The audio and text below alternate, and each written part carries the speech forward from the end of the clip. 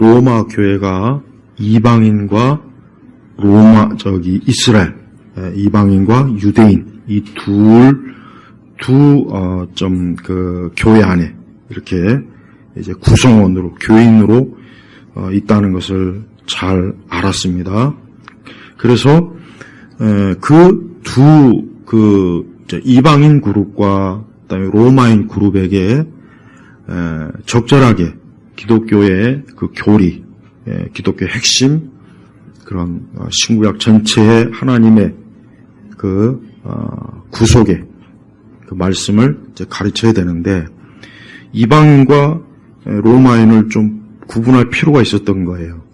왜냐하면 같이 묶어놓고 하나님 말씀을 가르치기에는 좀 어려움이 있어요. 왜냐하면 유대인들이야 구약을 그래도 잘 알고 있고 어느 정도 유대교의 배경이 있기 때문에 유대인들에게는 사실 뭘 가르쳐도 가르치는데 그렇게 큰 어려움이 없어요.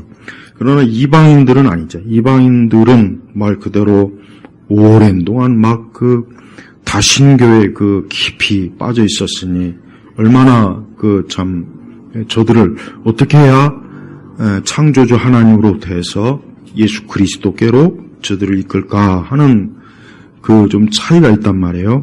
그래서 1장은 주로 이방인들의 죄에 대한, 그러니까 이방인들의 현재 처한 영적인 상황을 굉장히 좀 자세하게, 그래서 1장 24절부터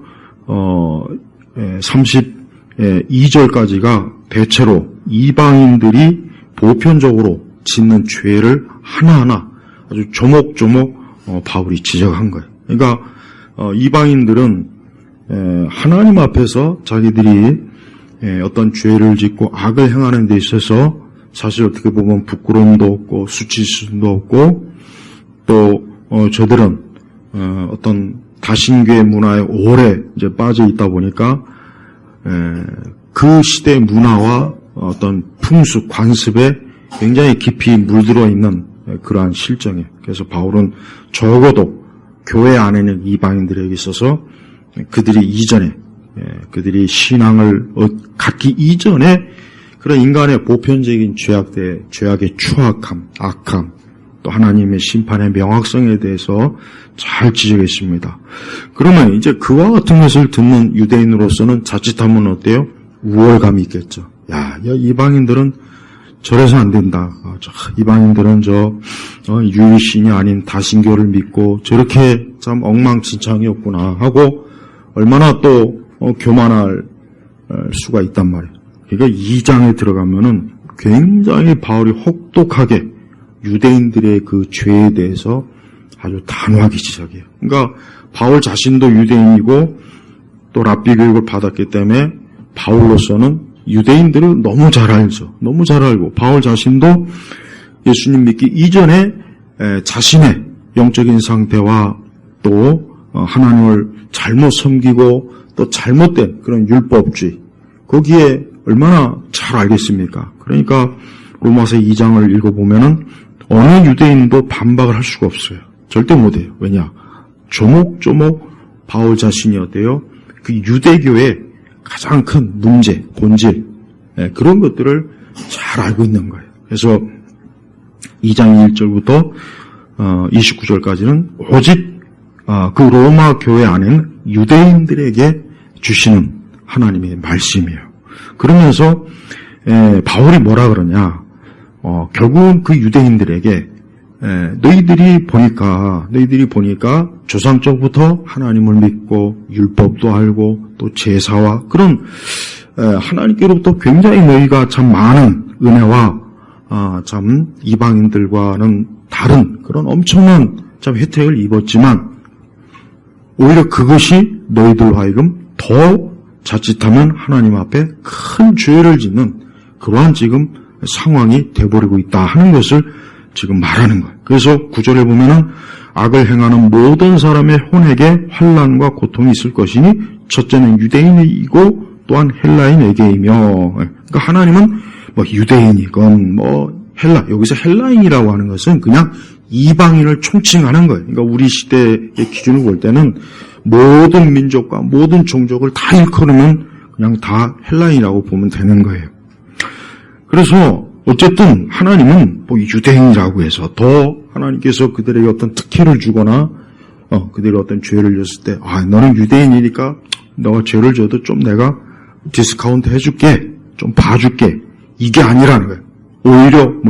오히려 바울은 첫째는 하고 오히려 유대인을 더 우선적으로 하나님이 심판한다는 그런 의미의 말씀. 그러니까 유대인들은 하나님의 율법, 말씀의 혜택을 받았단 말이에요. 이방인들에게는 그런 혜택이 없잖아요. 그러니까 더 큰 책임이 너희들이 있다 이거죠. 그러니까 너희들이 하나님의 말씀을 만약에 불순종하고 유대인이니까 뭐 하나님이 좀 봐주시겠지. 아니면 우리가 우리 조상 쪽부터 우리는 뭐 하나님을 믿었으니까 뭐 그것으로 충분하겠지. 아예 그런 생각을 아예 못하게 딱 사전에 그냥 차단하는 거예요. 그래서 10절은 또 선을 행하는 모든 사람에게는 영광과 존귀와 평강이 있을 것이니라고 했잖아요. 첫째는 유대인이고 또한 헬라인에게다. 그러니까 바울은 하나님께서는 유대인들에 대한 그 죄에 대한 책임과 또 그들이 죄에 대한 어떤 그 도피, 어떤 핑계를 댈 수 없도록 아예 딱 차단을 해버린 거예요. 그러니까 우리가 여기서 이러한 말씀을 통해서 오늘 우리 신약교회 성도들도 역시 이 말씀에 해당이 돼요. 왜냐하면 우리는 하나님의 자녀이고 우리가 그리스도인이지만 역시 우리도 어때요? 역시 우리도 하나님 앞에 어떤 죄에 대한 하나님의 심판과 그러니까 하나님의 어떤 징계와 또 하나님의 또 책망이 있다는 것을 우리가 절대 잊어버리면 안 되는 거예요. 그래서 11절은 결정적으로 이는 하나님께서 사람을 외모로 취하지, 여기서 외모로 취하지 않는다는 게 뭐냐면 그의 어떤 출생과 가문과 태생과 신분과 종족과 뭐 이런 걸 가지고 하나님께서 누구를 더 높이거나 낮추거나 그게 절대 아니라는 거예요. 그래서 하나님은 결국은 모든 사람을 하나님께서 동등하게 공평하게 딱 보시면서 그들의 그 하나님 앞에 불순종이나 반역을 그대로 하나님은 처리하신다. 그래서 12절 바로 율법 없이 죄를 범한 자. 율법 없이 죄를 누가 범합니까? 이방인들이잖아요. 이방인들은 하나님께서 모세의 시내산에서 주었던 율법을 그들은 받지를 못했어요. 그러니까 그들은 사실 율법이 없어요. 성문된 율법이 없다. 그러나 역시 그렇다고 해서 그들이 죄를 지은 거에서 우리는 율법이 없어서 죄를 졌습니다라고 어때요? 핑계를 못 대는 거예요. 될 수가 없는 거예요. 왜? 하나님께서는 이미 벌써 어때요? 비록 문서나 어떤 성문된 어떤 기록된 그런 어떤 하나님의 법을 그들에게 주지 않았지만 어때요? 15절에 뭐라 했습니까? 이런 사람들은 그들의 양심이 증언하여 그들의 생각들이 서로 고발하기도 하고 변명하기도 하며 자기 마음에 기록되어 있는 율법의 행위를 보여준다. 그러니까 핑계가 될 수 없는 거예요. 여러분 어떤 누구도 나는 뭐 복음을 듣지 못했어요. 나는 십계명이 없었어요. 나한테는 성경이 없어서 나는 하나님 앞에 될 수가 없어요. 모든 사람이 이 다음에 하나님 앞에 가면 누구도 핑계를 댈 수가 없는 거예요. 이게 무서운 거예요. 그래서 바울은 그걸 미리 얘기하는 거예요. 또 율법 안에서 죄를 여기 누굴 얘기하겠습니까? 유대인을 얘기하죠. 유대인은 율법. 그러니까 유대인의 특권이 뭡니까? 유대인. 바울이 나중에도 얘기했지만 유대인은 하나님께로부터 특별한 어때요? 특권 얻었는데 뭐냐? 하나님의 특별 계시, 율법, 모세의 명을 비롯해서 나중에 보면 어때요? 구약에 그 여러 선지자를 통한 하나님의 계시의 말씀을 저들이 어때요? 받았잖아요. 이거는 유대인에게만 딱 준 거예요. 하나님께서 다른 민족에게는 하나님이 허락을 하지 않았어요. 그러니까 율법 없이 죄를 범한 자는 이방인들을 얘기하는 것이고 율법 안에서 죄를 범한 자는 바로 유대인을 얘기하는 거예요. 그런데 이 율법을 받았다 안 받았다 하는 그것은 이제 사실은 그렇게 큰 문제가 없다 이렇게 크게 그게 나중에 하나님이 심판하시는데 이게 엄청난 걸림돌이 되거나 지장이 되거나 이것 때문에 그럴 일은 전혀 없다 이거예요. 전혀. 그래서 인간의 본성은 14절에 보니까 율법이 없는 이방인이 본성으로 율법의 일을 행할 때는 이들은 율법이 없어도 자기가 자기에게 율법이 되다. 여기서 본성이란 말이 나와요. 그러니까 인간은 본성적으로 어때요? 본성적으로 하나님의 형상이 부여받았고 저들은 어때요? 하나님의 형상을 부여받았다는 것 자체가 벌써 어때요? 그들은 본성 자체가 하나님에 대해서 어때요? 의식을 할 수 있다는 거예요. 그러니까 절대 나는 하나님을 모릅니다라고 핑계댈 수 없다는 거예요. 이건 아주 중요한 문제. 세상 많은 이방인들이 아무리 우리는 하나님을 들어본 적도 없고 알지도 못하는데 무슨 하나님이 우리를 심판할 수 있는 고난이 있냐 이렇게 말했을 때 이 말씀이 그들에게 사실 해당됩니다. 그러니까 핑계가 안 되는 거예요.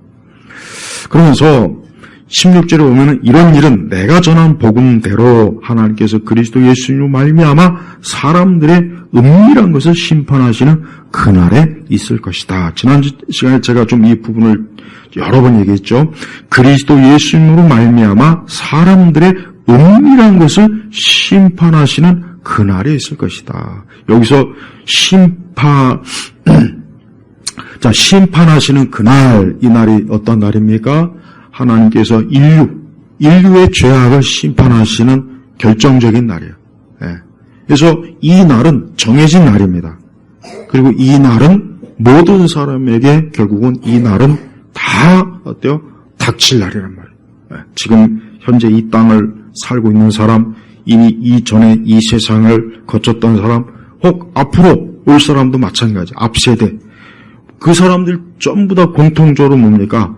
결국은 이 심판의 날을 그들이 다 맞이했다는 거예요. 그래서 기독교는 이 심판을 굉장히 강조해야 돼요. 이 교회에서 하나님의 심판을 강조하지 않으면 그 문제가 커져버려요. 왜요?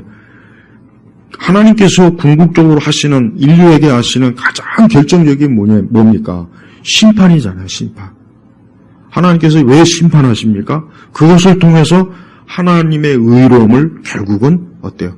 드러내시는 거예요. 그러니까 하나님이 심판을 안 할 수가 없어요. 안 하면은 그건 안 되는 거예요. 안 하면은 하나님께서 인류의 그 죄를 그냥 묻어가는 거고, 심지어 예수님의 십자가의 사역조차도 사실 필요가 그게 아무 의미가 없어져 버려요. 그래서 반드시 심판이 있어야 되는 거예요. 그리고 분명히 심판은 있을 거고. 그래서 여기 인류, 그러니까 아담으로부터 시작해서 주님 오시는 그날까지 모든 사람은 어때요? 이 심판하시는 그날에 하나님의 심판대 앞에 다 서는 겁니다. 이게 무서운 거예요. 그래서 우리 성도들은 하나님께서 세상을 심판하시는구나. 그리고 모든 사람이 그 심판대 앞에 나아가는 겁니다.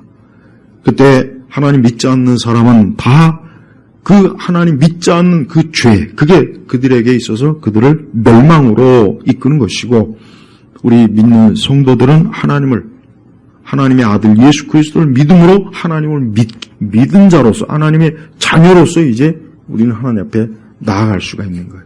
그래서 여기에는 어떠한 공로가 있는 게 아니에요. 자칫. 자, 이제 유대인들의 사실 결정적인 오류가 또 뭡니까? 그들은 율법을 행하는 것으로서 자기 의의를 하나님 앞에 나타낼 수 있다는 이런 큰 오류를 사실 가지고 있어요. 그러니까 자기들이 율법대로 살면은, 율법을 행하면 하나님 앞에 그 자체가 의로움을 얻을 수 있는 그런 아주 결정적으로 구약을, 자신의 유대교와 또 하나님의 그 율신앙을 크게 오해한 거예요. 또 인간의 부패와 죄악에 대해서 그들은 사실 큰 오류를 보는 거예요. 그리고 율법 자체가 인간이 지킬 수가 없어요. 문제는 이게 사실 제일 큰 문제예요. 하나님께서는 유대인들에게 율법을 주셨어요. 자, 그러면은 우리가 한번 구약 성경을 보세요. 유대인들이 율법을 지켰습니까? 구약 성경 어디에 율법을 지킨 사람이 단 한 사람도 있는지 한번 찾아보세요. 다윗이 지켰습니까? 아브라함이 지켰나요? 아니에요. 모세가요? 아니에요. 구약의 그 위대한 사람들 중에 누구도 율법을 지킨 사람이 없어요. 그 나머지는 볼 것도 없는 거예요. 나머지는 아예 볼 것도 없어요. 볼 것도. 아예 아브라함과 모세와 다윗 정도 되면은 뭐 이미 끝난 거예요. 끝났고. 근데 그들도 어때요? 성경에 보면 그들의 죄가 어때요? 기록돼 있잖아요. 그러니까 어느 누구도 구약에서 율법을 지켜서 의로워진 사람은 한 사람도 없어요. 한 사람도 없어요. 그러니까 이 얘기가 뭐냐? 애초에 하나님께서는 율법을 지켜서 구원받으라고 율법을 주신 게 아니고 어디 뭐요? 그 율법을 통해서 뭘? 하나님의 거룩함을 알라는 하나님이 이런 분이구나. 야, 십계명을 보니까 야, 하나님께서는 이러한 것들을 하나님은 이러한 것들을 중요하게 여기는 이런 하나님 앞에서 하나님은 정말 흠이 없는 분이구나. 율법을 딱 보면은 어느 누구도 정직하게 본다면 야, 이걸 어떻게 지키냐. 이거는 불가능하다. 이게 먼저 나와야 되는 거예요. 그런데 나도 내가 어디 한번 율법을 지켜볼까? 어디 한번 시도해볼까? 벌써 그 생각 자체가 뭐예요? 벌써 이미 하나님에 대해서 모른다는 거예요. 그러니까 누구라도 정직하게 율법을 대면하면 이거는 사람으로서는 불가능하다. 그래서 구약의 그 제사를 보면은 결국 뭐예요? 우리가 그 레위기를 보면 알겠지만은 결국 레위기 전체 얘기는 다른 게 아니에요. 나의 죄를 이 동물의 희생 제사로 대속을 해서 내 죄가 일순간에, 그러니까 한순간 임시적으로 해결이 되는 거란 말이에요. 그걸 제사에서 보여주고 있잖아요. 그러나 히브리서의 말씀이 나온 것처럼 그게 영속한, 그러니까 영원히 그게 될 수가 없는 거예요. 그래서 하나님께서는 그것을 미리 모형으로 구약에 보여주시고 누굴 이제 보내실 겁니까? 바로 우리의 죄를 영속적으로 영원히 나의 죄를 처리해 주실 분, 그분이 누구예요? 오실 분, 바로 예수 그리스도란 말이에요. 근데 유대인들이 이 부분을, 특히 예수님께서 오셨을 때도 많은 그 대제사장들이나 서기관들이나 바리새인들이나 뭐 사두개인들은 아예 말할 것도 없고 예수님을 몰랐어요. 그러니까 그렇게 성전에서 그렇게 오랜 동안 제사를 하고 그렇게 성전의 그 어떤 율법대로 그렇게 하면서도 가장 하나님께서 왜 제사를 해야 되는지, 왜 이 제물이 뭔지에 대해서 그들이 모르고 그냥 어때요?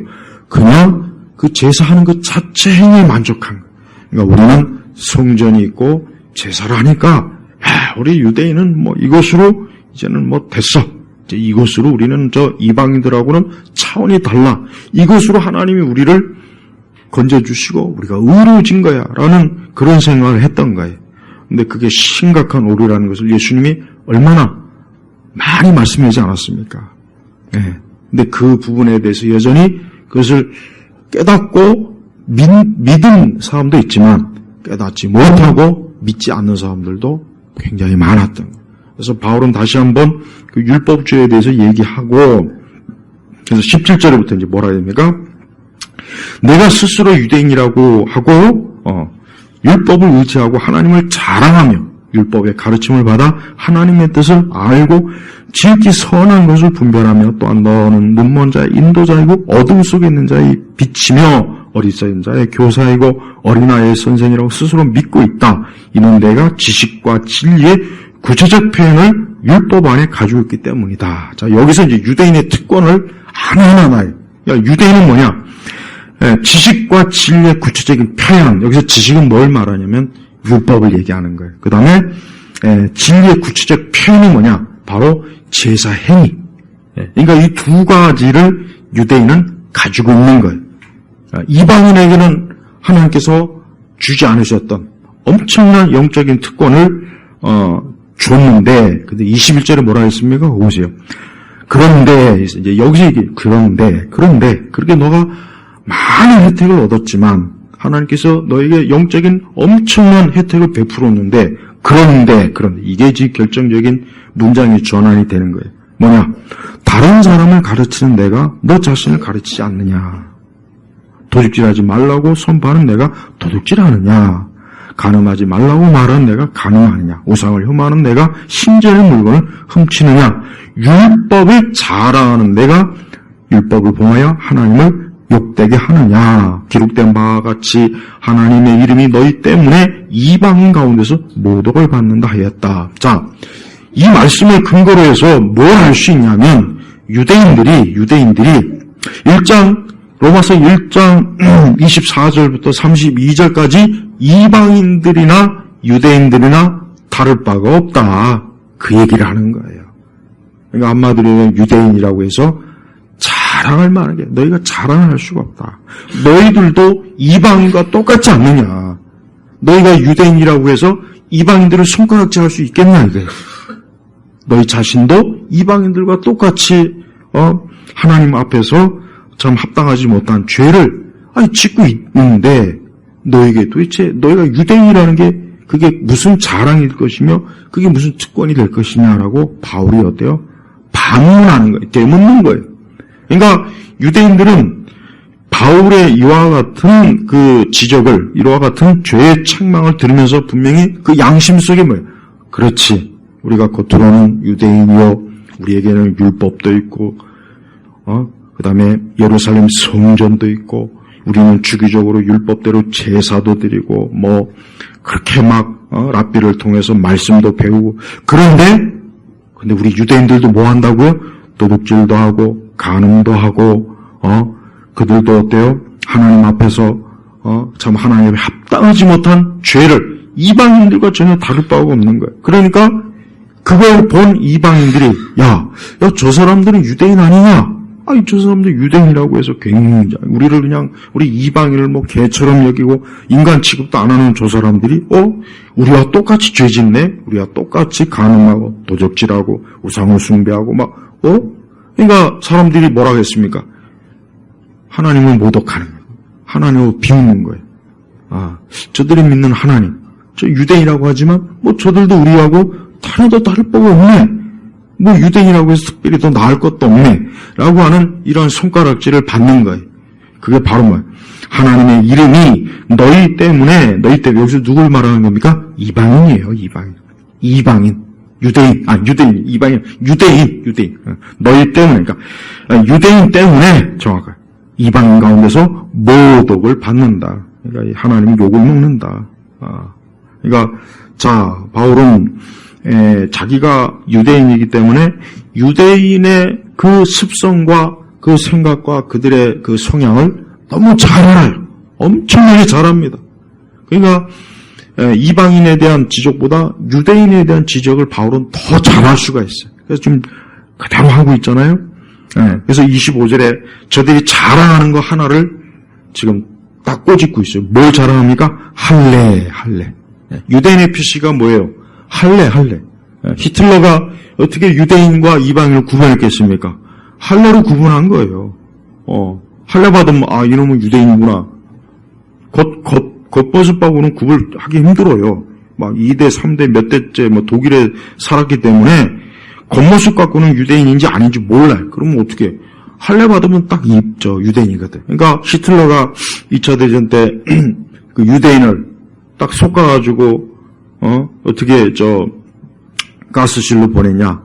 할례 받은 사람을 다 추려낸 거예요. 그럼 당연히 그들의 가족들도 다 그냥 딸려 나오게 된 거예요. 마치 고구마 줄기처럼 감자 캐면 다 나오잖아요. 그렇게 해서 히틀러가 어때요? 나치가 유대인과 이방인을 다 구분할 수 있었어요. 그러니까 사실 유대인들은 할례를 굉장히 자랑을 해요, 자랑. 그래서 유대인들이 이방인을 욕할 때 뭐라 합니까? 할례 받지 않은 저는 야만인, 짐승. 그러니까 유대인들은 할례 받은 걸 엄청나게 자부심을 느껴요. 모세가 그 두 아들이 할례를 받지 않으니까 하나님께서 모세를 죽이려고 막 그랬잖아요. 그러니까 그 부인이 급하게 그 두 아들을 할례를 막 시켜서 하나님께서 그 위기를, 엄청난 하나님의 거룩한 그 앞에서 막 잘못하면 그냥 죽을 수도 있었는데 살았단 말이에요. 그러니까 이 할례라고 하는 것은 굉장한 거예요. 이거는 유대인으로서는 정말 말로 다 할 수 없는 아주 하나님의 백성이라고 하는 아주 그러니까 몸에 새기는 거예요. 몸에 새기는 거란 말이에요. 근데 이게 이제 저들에게 있어서는 교만이 된 거죠. 우리는 할례를 받은 거야.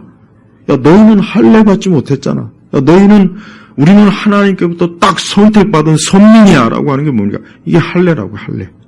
근데 바울이 뭐라 그랬냐면, 내가 율법을 행하면 할례가 유익하나, 내가 율법을 범한 자이면 너는 할례가 무할례가 된다. 그러니까 할례를 받는다고 해서, 몸에 표식이 된다고 해서 그게 의로워진 게 아니다. 그게 하나님께서 기뻐 받으시는 것이 아니다 이거예요. 네. 율법의 말씀을 불순종하면 할례를 받으나 안 받으나 이방인과 유대인의 그 아무런 하나님 앞에서 차이가 없는 거예요. 그러니까 하나님께서 유대인이라고 해서 할례 받았다고 해서 그냥 너는 뭐든지 무사 통과 패스 그게 아니다 이거예요. 너도 역시 하나님의 율법을 불순종하면 너도 역시 그대로 그 죄로 인해서 너는 멸망할 것이다 라고 아주 하나님께서 무섭게 지금 말씀하시는 거예요. 그래서 26절에 보면은 그러므로 무할례자가 율법의 요구를 이행하면 그는 무할례가 할례로 여김을 받지 않겠느냐. 또 20절 본래 무할례자가 율법을 지킨다면 의식법이 문자와 할례를 소유하고도 율법을만 너를 심판하지 않겠느냐. 그러니까 할례를 받지 않은 이방일지라도 하나님의 계명과 말씀을 쫓아 저들이 살아간다면 할례를 받은 너보다 낫다 이거예요. 너희 유대인보다 낫다 이거예요. 네. 그래서 28절에 뭐가 있습니까? 표면적인 유대인이 아니며 표면적인 육신의 할례도 참 할례가 아니다. 그래서 여러분 이 28절 29절은 엄청나게 중요한 거예요. 바울 자신이 유대인인데 이런 말을 한다는 것은 이것은 유대인에게 엄청난 폭탄을 던지는 것과 마찬가지예요. 그래서 뭐라냐 표면적으로 그러니까 할례를 받았다고 해서 유대인이 아니다.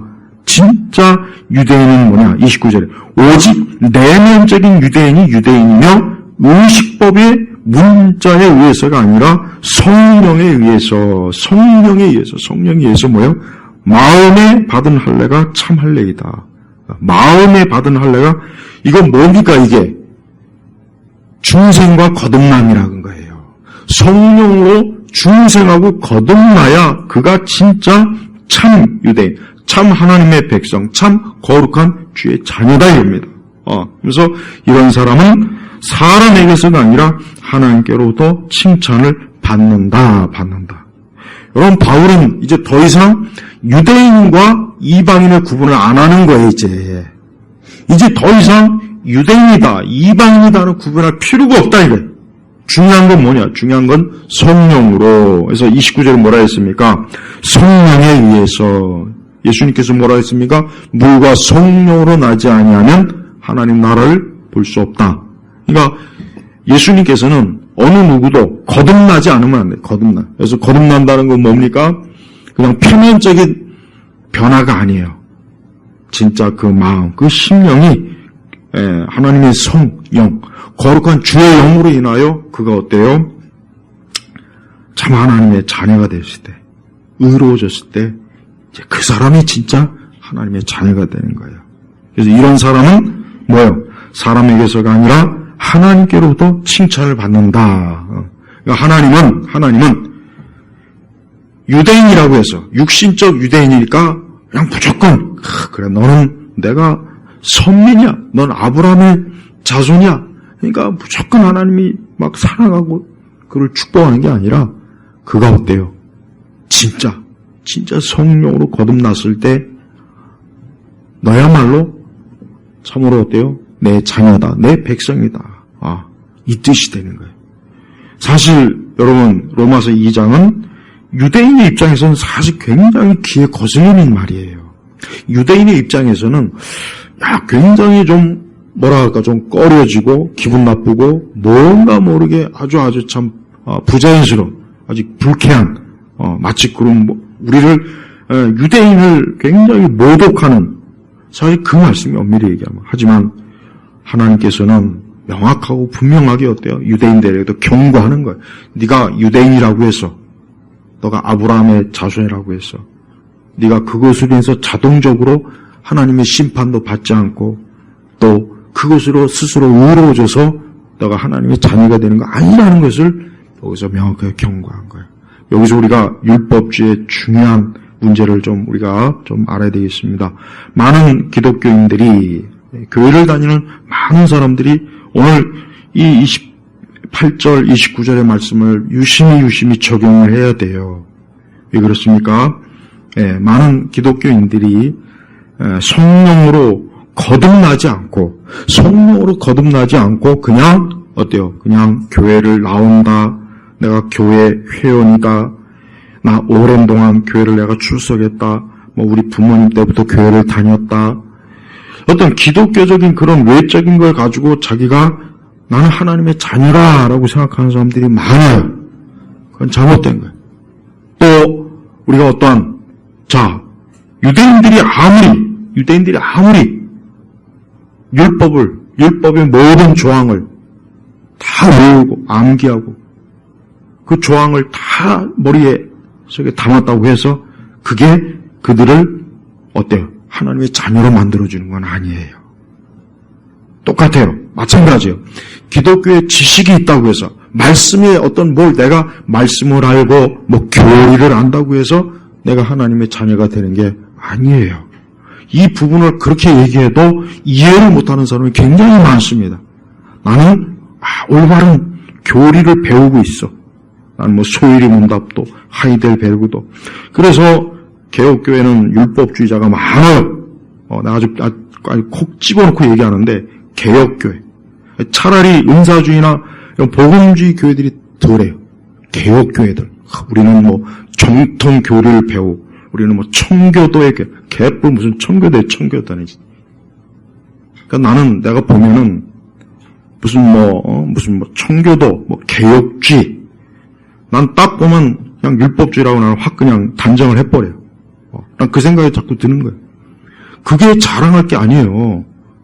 우리가 진짜 자랑해야 될 것은 복음을 자랑해야 되는 거예요.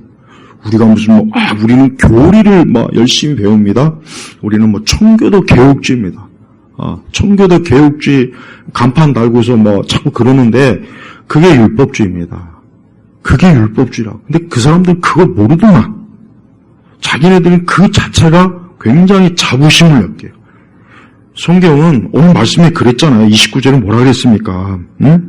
29절 분명히 뭐라 해요? 오직 내면적인 유대인이 유대인이며, 그러니까 진정한 그리스도인은 영적으로 물과 성령으로 거듭나야 그가 진정한 하나님의 자녀의 그리스도인이에요. 의식법의 문자에 의해서가 아니라, 그러니까 여기서 의식법의 문자가 뭡니까? 율법 조항을 얘기하는 거예요. 그러니까 제발 착각하면 안 돼요. 내가 어떤 교리를 배웠다? 나는 소외리 문답, 하이델베르그 요음답, 나는 교리를 잘 알고 있고, 장로교의 체제를 잘 알고 있고, 그러니까 나는 그렇게 설교하는 사람도 있더만. 그건 완전히 율법주의입니다. 그건 복음이 아니라고요. 그러니까 그걸 또 믿고서, 그러니까 나는 이래서 내가 구원받았구나, 하나님 자녀구나, 천만에요. 아니, 성경에 입이 다 나와 있어요. 의식법의 문자가 의해서가 아니라 그랬잖아, 아니라. 성령에 의해서 마음에 받은 할례. 여기서 마음에 받은 할례가 뭡니까? 그의 심령이 진정으로 예수 그리스도를 하나님의 성령에 의해서 예수님, 하나님의 아들 예수님을 믿는 그 심령, 그 마음이 되는 거예요. 근데 이러한 마음, 이러한 믿음이 아닌 상태에서 내가 어떤 정통 교리다, 장로교의 교리다, 이걸 믿으니까, 그러니까 정말 잘못된 믿음을 가진 사람이 많지만 나는 제일 심각하게 그런 사람이에요. 내가 어떠한 정통 교리를 알고 있고 난 이것을 신앙 고백을 하니까 나는 그리스도인이라고 생각하는 사람, 이 사람들은 답이 없어요. 난 차라리 그 사람보다 은사주의자들 100번 1000번 나아요. 차라리 신복음주의 더 나아. 왜? 그 사람들은 어쨌든 예수님에 대해서 더 많이 들어요. 그런데 이 교리를 중시하는 자칭 개혁주의, 청교도 이 그룹들은, 그 사람들은 보니까 자기들 스스로 속고 있는 것 같아. 나 분명히 그렇게 보여요, 나는. 그러니까 그 사람들은 오늘 말씀처럼 성령에 의해서 마음에 받은 할례, 그러니까 성령에 의해서 정말 거듭나고 중생한 것을 자기가 알고 그걸 그걸 가지고 하나님 앞에 나와야 되는데 그게 아니라 어때요? 어떤 교리적 조항, 어떤 신조, 이걸 내가 믿으니까, 이걸 내가 고백하니까 난 구원받은 사람이야, 하나님의 자녀야 라고 그렇게 생각하더라 이거예요. 그렇게 가르치는 목사가 있어요. 있다고. 요 근처 어디 있어요. 여기만 있는 게 아니에요. 많은 그 개혁주의 교회들이 처음에는 그렇게 출발을 안 했겠지만 가면 갈수록 개혁주의는 꼭 율법주의로 다 빠집니다. 내 말이 틀린지 아닌지 한번 확인해 보세요. 가만히 보면은 예수 그리스도에 의해서 구원받는 설교는 거의 없고 무슨 교리적인 이해, 청교도가 이렇게 가르쳤다, 개혁주의가 이랬다. 그걸 굉장히 내세우더라고요. 성경에 어디 그런 거 가지고 성경에 어디 구원받습니까? 없어요. 교리는 그리스도께로 이끄는 표지판이에요. 예수님을 바라봐야지 왜 표지판을 왜 바라봐요? 오늘 제가 한 이 설교는 잘 이해를 하셔야 돼요. 그럼 교리가 필요 없는 건가요? 그렇게 이해를 하면 안 돼요. 그렇게 이해를 하면 안 된다고. 교리가 필요가 없다는 게 아니라 성경의 모든 교리는 누구 가르칩니까? 예수님, 우리의 구원자 되신 내 죄의 저주와 하나님께서 받을 모든 저주와 재앙과 진짜 말 그대로 천벌을 예수님이 받았다. 그걸 믿어라. 그래서 너는 이제 그분을 믿으면 이제 너는 더 이상 하나님께로부터 죄악의 심판을 받지 않는다. 모든 교리의 최종 정착점은 그거라고요. 그거. 근데 정작 예수님은 안 믿으면서 청교도가 이랬다, 개혁주의 교리 이랬다, 하이델베르 이랬다, 청교도 개혁주의 간판 앞에다 달면서 그 자체가 벌써 복음이 없어서 그런 거예요. 진짜 복음을 깨닫는다면 절대 그럴 수가 없어요. 그리스도의 복음을 강조해야죠. 왜 그리스도의 복음을 안 믿고 어떤 교리 그 자체가 마치 무슨 내가 구원받은 유대인들이 그랬단 말이에요. 유대인들이 우리에게는 모세오경이 있어. 우리는 하나님께서 시내산에서 모세를 통해 준 율법이 있어. 그래서 우리는 이게 있기 때문에 우리는 하나님의 백성이야. 바울이 그런 꿈 같은 생각 하지 말아라. 망상에 빠지지 말아라. 그게 지금 로마서 2장의 말씀이에요. 똑같아요. 우리 신약교회 성도들도 우리가 하나님의 진리, 예수 그리스도를 믿는 그 믿음이 그리스도로 인하여서 우리가 하나님의 자녀가 되는 거예요. 다른 거로 하나님의 자녀가 될 수가 없습니다. 그래서 성경의 모든 말씀과 또 교리는 바로 그리스도로 사람에게 그리스도께 향하게 하는 거라고요. 율법도 마찬가지. 율법을 보면 내가 어떻게 이걸 율법을 지키냐, 내가 어떻게 십계명을 지키냐, 난 안 되는데. 하루에도 수십 번씩 하나님의 말씀을 어기는데 내가 무슨 수로 내가 도대체 구원받겠냐. 바로 그 율법을 다 이루신 예수님을 그러니까 믿어라 이거야. 예수님을 믿으면 하나님께서는 우리가 하지 않은 모든 의로운 행위와 이것들을 한 것처럼 간주해 주시는 거예요. 누구로? 그리스도로 해서. 그래서 진짜 예수님 믿는 사람은요, 그는 예수님 때문에 이제 더 이상 어때요? 잘못된 두려움에 빠지지 않아요. 교회를 다니면서 계속해서 이런 생각이 들면 안 돼요. 야, 내가 오늘 예배 빠졌는데, 야, 이거 내 구원에 대해서 또 하나님이 나를 막 싫어하고 미워하는가. 이런 생각 든 사람은 율법주의에 빠진 사람인데 안 됐지만, 물론 그런 마음이 드는 게 어떻게 보면 참 기특하기도 하지만 아니에요. 안 됐지만 아니라고. 그런 마음이 들면 안 돼요. 오히려 뭡니까? 내가 이 하나님의 사랑을 내가 더 마음 깊이 깨닫지 못하고 하나님을 더 사랑하지 못하는 거, 이거를 아파해야지.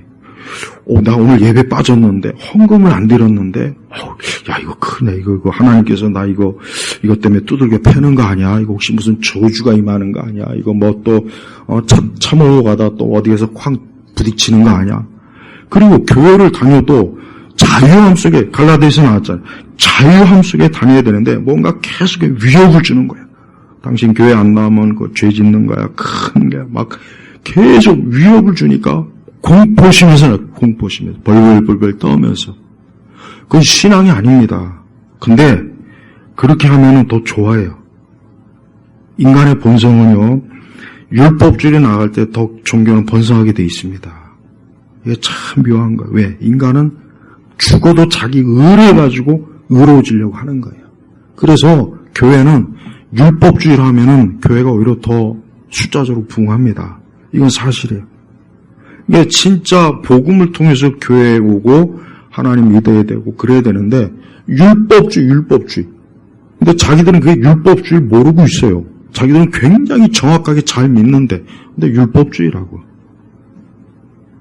그리스도 외에 다른 것을 들이밀면 안 돼요. 하나님 앞에 그리스도 외에 다른 것을 만약에 들이밀면 그 순간부터 하나님의 진짜 무서운 얼굴을 봐야 될 거예요. 하나님께서는 하나님의 독생자 예수님 우리에게 보내주셨어요. 율법으로 구원받으라고 율법을 보내준 게 아니에요. 그러니까 모든 것은 그리스도를 통해서요. 그래서 우리 자신도 내 신앙과 내 믿음이 그리스도를 믿느냐 안 믿느냐 그게 제일 중요한 거지 다른 거는 중요하게 여길 필요가 없는 거예요. 근데 자꾸 다른 걸 막 중요하게 여기고 율법주의에 사로잡혀가지고 막 교회도 안 나오면 뭔가 막 뒤숭생숭하고 그게 좋은 신앙이 아니라니까 그게 무슨 좋은 신앙입니까? 그게. 아니 하나님은 그럼 맨날 우리 위협하고 협박하고 아니 그런 하나님을 차라리 안 믿고 말지 안 믿고 마음 편하게 살지. 그러니까 그런 식으로 강조하는 분들이 자기들은 복음을 전하고 굉장히 순수한 교리를 막 하지만 율법주의입니다. 처음부터 끝까지 다 율법주의. 율법주의라는 말을 잘 이해 못하는 분들이 많이 있는데 내가 하나님에 대한 잘못된 두려움을 가지고 예수님이니까 신앙생활하는 건 그건 율법주의예요. 그래서 여러분 유대인들은 철저하게 율법주의를 아주 그래서 예수님께서 유대인들에 대한 특히 바리새인들에 대한 제사장들과 바리새인들에게 굉장히 저들의 율법주의에 대해서 혹독하게 11조를 내고 일주일에 2번씩 금식도 하고 기도도 많이 하고 근데 왜 하나님께서 예수님 왜 저들을 칭찬하지 않았을까요? 율법주의니까 그것으로 하나님 앞에 저들이 나온 거예요. 그걸 자랑한 거예요. 우리가 장로교 교리나 장로교 교리를 안다고 해서 구원받습니까? 아니 소요리 문답을 안다고 해서 구원받아요? 하이델베르크 요리 문답을 안다고 해서 구원받습니까? 그러면 그 신조 없을 때 신자들은 뭐로 또 구원받을까요? 그런 거 없잖아요. 초대교회부터 지금까지 교회는 순수하네. 오직 그리스도, 예수 그리스도를 믿음으로 구원받는 거예요. 그리스도 외에 다른 첨가물을 넣으면 안 돼. 거기다 이것도 넣고 저것도 넣고 뭣도 넣고 굉장히 좋을 것 같죠. 맛이 없어요. 찌개도 온갖 것 다 넣으면 나중에 먹어보면 이게 도대체 꿀꿀이 죽인지 뭔지 똑같아요. 우리가 그리스도 외에 복음 외에 다른 거를 붙잡고 있으면은 그거는 결국 하나님이 기뻐하지 않는 걸 붙잡는 거나 똑같습니다. 지금 유대인들은 보세요. 율법을 소유했고 율법을 막 자랑하잖아요. 23절도 뭐라 합니까? 율법을 자랑하는 내가 율법은 자랑할 게 못 돼요. 율법이 자랑할 게 뭐가 됩니까? 율법 자체가 굉장히 엄한데 이게 어떻게 자랑이 됩니까? 오히려 율법을 보면 참 두렵다. 야, 내가 이 율법을 어떻게 다 지키냐. 이런 마음이 들어야지 어떻게 자랑할 수 있습니까? 십계명은 하나님의 말씀이지만 자랑하기보단 1계명부터 10가지 계명 보면은 야, 내가 이걸 만약에 다 지켜서 구원받는다면 난 가망이 없겠다. 절망해야죠, 절망을 해야지. 그래서 예수님을 믿는 사람은 어떤 사람이냐? 결국은 자기 죄로 인해서 절망한 사람이 결국은 예수님 믿게 돼 있어요. 그러나 아직도 자기에 대한 엄청난 자부심, 자기 스스로 자기 의에 충만한 사람은 예수님까지 가지도 않습니다. 내가 다 해보는 거예요. 난 이것도 했고 저것도 했고 난 개혁교회 교인이야. 내가 이제까지 경험한 바에 하면 개혁교회 교인들이 제일 위선자고 제일 앞뒤가 안 맞고 제일 야비하고 제일 잔인하고 제일 율법주의야. 나도 분명히 말하겠어. 그러니까 내가 개혁주의고 나발이고 안 한다 그랬잖아요. 그 교리는 너무 좋아요. 근데 그건 악용. 악용하는 인간들이 나쁜 거예요. 네? 그러니까 우리 열교회 성도분들은 분명히 아셔야 돼요. 우리가 좋은 교리와 바른 교리를 배우는 건 좋아요. 그러니까 그걸 자랑하지는 마세요. 우리가 자랑할 분은 그리스도를 자랑해야 되는 거예요. 그리고 모든 교리는 다 그리스도로 향하도록 하나님께서 우리를 이끄시는 것이 어느 교리 종착점에 서갖고 우리는 장로, 우리는 뭐 구학파야, 뭐 신학파야, 우리는 교리적 신학을 가지고 있어. 웃기는 소리 하고 있네. 그런 사람들 앞에 대화해 보세요. 복음에 대한 자유함이 있는. 한번 대화해 보시라고. 너 정말 예수님 믿고 자유하니? 너 정말 너의 죄가 예수님 우리에게 씻겨졌니? 한번 물어보라고요. 율법주의자들은 그거 대답 못합니다. 겉으로 대답하겠지만 자기 마음속으로는 난 그런 게 없는데 그래서 끝까지 그러니까 더 지독하게 율법을 부여잡는 거예요. 난 우리 예일교회 성도님들이 뭐 다른 어떤 이유로 위해서 교회에 나오면 안 된다고 생각해. 차라리 교회 안 나오면 더 좋겠어요. 오직 예수님을 믿는 믿음으로 교회에 나와야 돼요. 그 한 가지만으로 교회에 나와야지 다른 목적으로 교회에 나오면 안 됩니다. 다른 목적으로 교회를 다녀서도 안 돼요. 그러니까 저는 교회 안에 많은 사람들이 이방인하고 똑같은 형태, 막 두려움, 공포, 뭐 내가 막 교회 안 나가고 막 저주받고 막 그게 무슨 신앙이에요? 그게 어떻게 선하신 하나님이 우리 사람에게 주시는 어떻게 은혜가 될 수 있냐 이거예요? 안 됐잖아요. 근데 의외로 율법주의가 심해요. 그러니까 교리를 가르친다, 정통 교리를 가르친다는 것 치고 난 율법주의 아닌 교회는 진짜 못 봤어요. 그러니까 그거는 정말 깨달아야 돼요. 그들이 좋은 교리를 가지고 왜 망치는지 안타까운 거예요. 우리 여러분 성도들은 오늘 로마서 2장에 이제 마무리하겠지만 특히 29절 말씀이 진짜 중요합니다. 오직 내면적인 유대인이 이걸 유대인을 그리스도인으로 바꿔도 돼요. 오직 내면적인 그리스도인이 진정한 그리스도인이에요. 표면적인 겉으로 표면적인 그리스도인의 형식과 그걸 갖췄다고 해서 내가 그리스도인이 아닙니다. 하나님은 속지 않아요. 사람은 속을 수 있어요. 그래서 겉으로 굉장히 믿음이 좋고 교리적으로 굉장히 나는 바른 것 같지만 안타깝지만 그런 사람들 보면 대부분 다 자기가 율법주의인지 것도 모르고 그냥 거기에 매 있는다는 생각이 좀 많이 듭니다. 그래서 우리 성도들은 오직 성령에서 마음에 받은 할례, 중생과 거듭남 이것으로 그가 하나님의 자녀가 되는 겁니다. 여기에다 다른 거 붙이지 마요. 교리 무슨 뭐 역사적 뭐 개혁주의 신조가 어쩌고 뭐 장로교 뭐 구학파니 신학파니 난 그런 얘기하는 사람들 보면 아니 진짜 중요한 예수님에 대해서는 왜 얘기 안 하고 맨날 왜 저런 것들만 주구장창 얘기할까? 스폴천 목사님처럼 로이드 존스처럼 위대한 이 복음주의자들처럼 그리스도를 증거해야죠. 사람들이 그리스도를 믿어야죠. 멸망해가는 영혼, 멸망한 죄로 인해서 저주받은 사람에게 오직 그리스도만이, 예수 그리스도만이 구원자의 소망인데 왜 그거 말고 왜 다른 걸 자꾸 제시하고 왜 그걸 강조하냐 이거예요. 그러니까 자기가 율법죄에 빠진 줄도 모르고 어떤 열심, 난 열심히 있어. 난 바른 걸 알고 있어. 우리 교회는 뭐 정통 개혁주의야, 뭐 청교다야. 그런 거에 빠져서 교회 다니는 사람들은 안 됐지만 그거는 예수님 믿는 믿음이 아니라 그건 율법주의예요. 율법주의.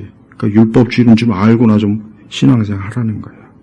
저는 우리 성도들이 옛날 아주 오랜 년다 무식한 심지어 글자도 몰라가지고 성경도 읽지 못하는 할아버지지만 하나님의 아들 예수 그리스도가 나의 구세주입니다 하는 그 믿음을 가지고 있는 그 사람보다 못한 사람들이 지금 많다는 얘기예요. 제 얘기는. 우리 지금도 하나님의 성령께서는 참으로 우리가 하나님의 아들 예수님을 믿는 자로서 하나님의 자녀가 되고 천국 백성이 되고 영생을 얻는 또 영생을 주는 그런 성령의 은혜를 받아야 됩니다. 그 외에 다른 거 아무것도 내세우면 안 돼요. 만약에 자꾸 다른 거 내세우면 저는 그거 하나가 벌써 율법주의구나. 이 사람은 드러낼 게 없으니까 이런 걸 드러내서 자기 의를 드러내는구나. 딱 그거라고만 정확하게 본 거예요. 무엇보다도 예수 그리스도 그분을 믿고 그분 안에서 그분 사랑하고 하나님을 진심으로 사랑하는 마음과 믿음으로 살아가면서 이 사람이 진짜 성도, 이 사람이 진짜 신자란 말이에요. 저는 우리 교우분들이 다 그렇기를 주의 이름으로 축복합니다. 기도하겠습니다. 하나님 아버지, 오늘도 우리 로마서 2장의 후반부의 말씀을 하나님의 귀한 말씀을 통해서 우리가 배우고 듣습니다. 우리 온 교우들이 오늘 말씀을 들으면서 참으로 성령으로 그 마음이 중생과 거듭남으로 참으로 예수 그리스도를 믿음으로 이 시간도 하나님을 아버지라 부르게 하시고 예수는 나의 구세주로 주여라고 부를 수 있게 하시옵소서. 오직 그리스도만이, 오직 예수 그리스도만이 드러나고 그분이 항상 우리 마음의 사랑의 대상이 되도록 이끌어 주옵소서. 예수 그리스도 이름으로 기도 올렸습니다. 아멘.